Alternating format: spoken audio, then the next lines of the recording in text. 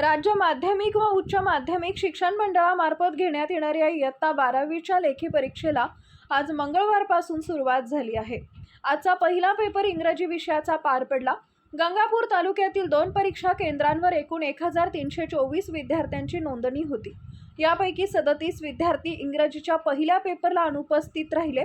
गंगापूर येथील मुक्तानंद महाविद्यालय परीक्षा केंद्रावर एकूण 832 विद्यार्थी उपस्थित होते। 807 विद्यार्थी अनुपस्थित, 25 तर श्रीमती राजाबाई माधवलालजी धूत कन्या माध्यमिक व उच्च माध्यमिक विद्यालय गंगापूर इथं एकूण विद्यार्थी 452, उपस्थित विद्यार्थी 480, अनुपस्थित विद्यार्थी 12। दोन्ही परीक्षा केंद्रांवर पोलीस प्रशासनाकडून कडक बंदोबस्त ठेवण्यात आला होता। तसेच सीसीटीव्ही कॅमेऱ्यांच्या निगराणीखाली शासनाच्या आदेशानुसार परीक्षा कॉपीमुक्त व सुरळीत पार पडली। इंग्रजीचा पेपर शांततेत पार पडल्याचं विद्यार्थ्यांनी सांगितले। काही विद्यार्थी पेपरच्या अवघडपणामुळे नाराज दिसून आले, तर अनेक विद्यार्थी पेपर चांगला गेल्याने आनंदी होते। दरम्यान परीक्षा संपल्यानंतर परीक्षा केंद्राबाहेर पालक व नातेवाईकांची मोठ्या प्रमाणावर गर्दी पाहायला मिळाली।